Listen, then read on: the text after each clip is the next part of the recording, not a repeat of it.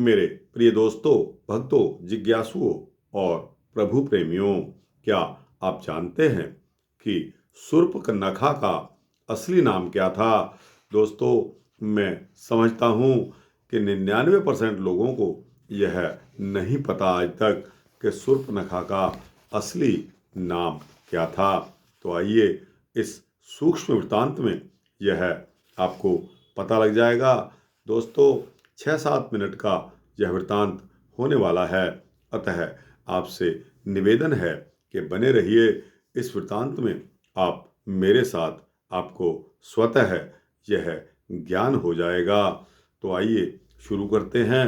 दोस्तों, प्रभु राम को जब रहते हुए शरद ऋतु बीत चुकी थी और वन में हेमंत की ऋतु प्रारंभ हो चुकी थी, तो दोस्तों एक दिन पंचवटी में गोदावरी में से स्नान करने के पश्चात तीनों अपने आश्रम में प्रभु राम, लक्ष्मण और सीता जी जब लौटे, देवयज्ञ किया।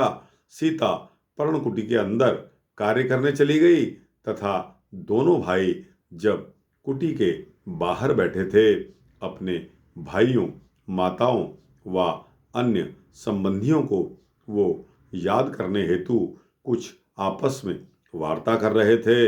यह वनवास का उनका अंतिम वर्ष था, इसलिए शायद अपने राज्य के विषय में अधिक विचार उनके ज़हन में, उनके दिमाग में आ रहे थे।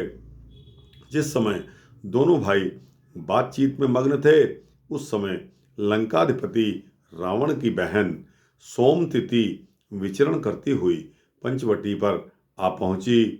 उसने वहां दो सुंदर राजकुमारों को एक पर्णकुटी के सामने बातचीत करते हुए जब देखा, उसका यद्यपि पूर्व विवाह हो चुका था, परंतु विवाह के शीघ्र पश्चात ही उसके पति की मृत्यु हो चुकी थी।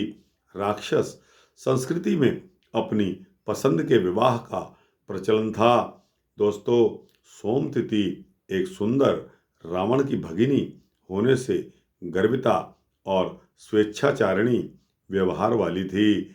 यह जब सुंदर वहाँ उसने दो सुंदर, देखने में बलिष्ठ राजकुमारों को देखा तो काम से उद्दीप्त हो गई और उनसे विवाह करने का विचार अपने मन में करने लगी। दोस्तों, मैं यहाँ एक क्षण के लिए रुकता हूँ। इसलिए रुक रहा हूँ कि दोस्तों, आज हमारे हिंदू संस्कारों में इस तरह के संस्कार घर करते जा रहे हैं कि कोई भी महिला अपने पति का चुनाव शीघ्र ही अपने द्वारा करती है और अपने माता पिताओं की तरफ भी नहीं देख रही है। तो दोस्तों, यह संस्कार अगर आप सच कहें तो हमें राक्षसों से मिले हैं। दोस्तों, क्योंकि शूर्पणखा का विवाह पहले हो चुका था और राक्षस संस्कृति में अपनी पसंद के विवाह का प्रचलन था। हिंदू संस्कारों में इस तरह का कोई प्रचलन नहीं था। दोस्तों, महिला लड़की अपने घर में रहती थी, पर्दे में रहती थी। शर्म और लिहाज यानी कि बड़े बूढ़ों का आदर सत्कार करना और पराये पुरुष की तरफ न देखना, यह उसका धर्म और कर्तव्य होता था। दोस्तों, हो सकता है कि आप में से बहुत लोगों को यह बात अच्छी न लगे, लेकिन दोस्तों, संस्कारों के अनुसार यह साफ तौर पर श्री राम कथा में आया है कि राक्षस संस्कृति में अपनी पसंद के विवाह का प्रचलन होता है। हिंदुओं में हमारे जब नहीं होता, माता पिता ही इस तरह के संस्कार को अपना वो चलन देते हैं।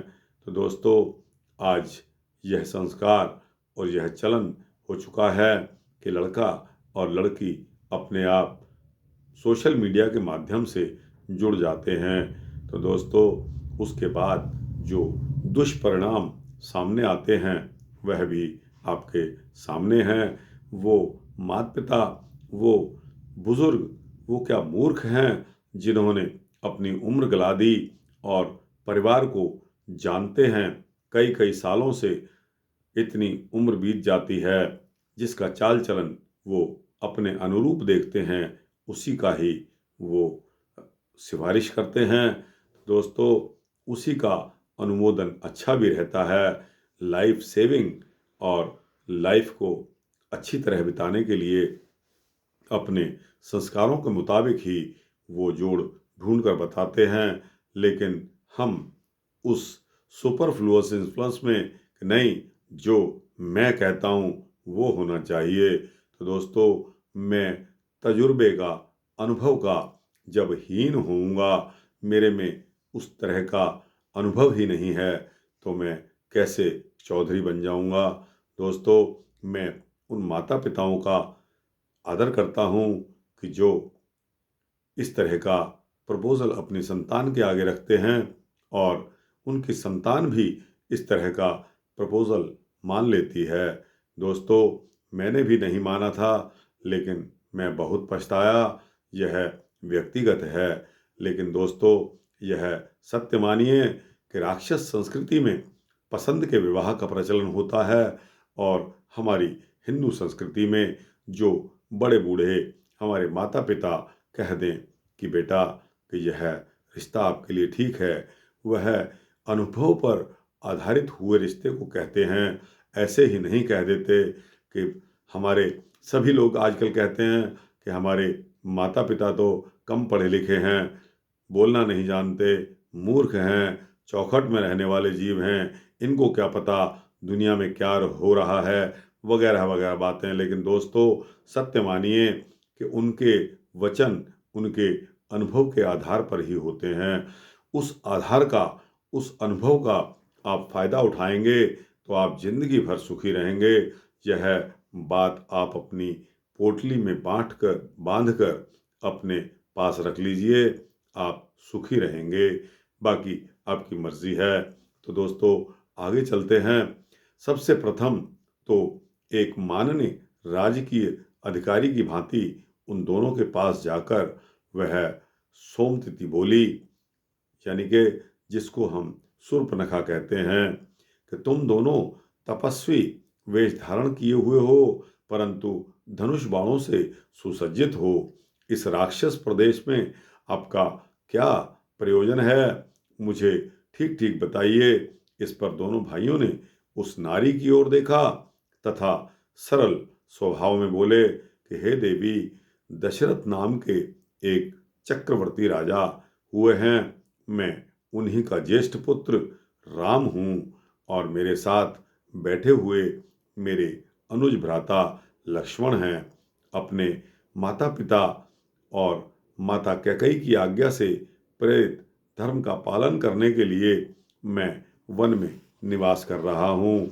अब मैं तुम्हारा परिचय जानना चाहता हूँ कि तुम्हारा नाम क्या है, तुम किसकी पुत्री हो तथा यहाँ किस लिए आई हो। इस पर गर्वपूर्वक उस स्त्री ने उत्तर दिया कि श्री राम, मेरा नाम जो है वो है सोमतिथि।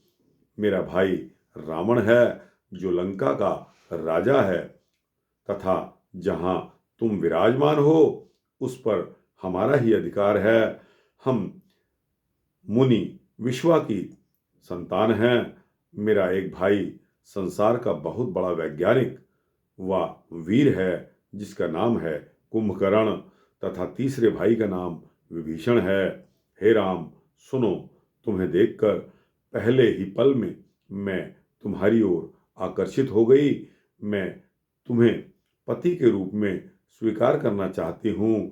पारिवारिक व स्वयं अपने आप में मैं पूर्ण रूप से समृद्ध हूँ, अतः आप मेरी भावना के अनुरूप मेरा पति बनना स्वीकार करो। तो दोस्तों, यह वृतांत सूक्ष्म वृतांत था जिसमें मैंने आपसे पूछा था कि शूर्पणखा का असली नाम क्या था। आपको पता लग गया होगा। आपको कैसा लगा? अच्छा लगा हो तो लाइक और शेयर करिए और इस वृतांत को अपने जानने वाले दोस्तों, भक्तों, जिज्ञासुओं को भेजिए और इसी तरह के वृत्तांत आप पाने के लिए इस चैनल को सब्सक्राइब करेंगे तो इस तरह के वृत्तांत आपको मिलते रहेंगे। जय श्री सीता रामचंद्र भगवान की जय।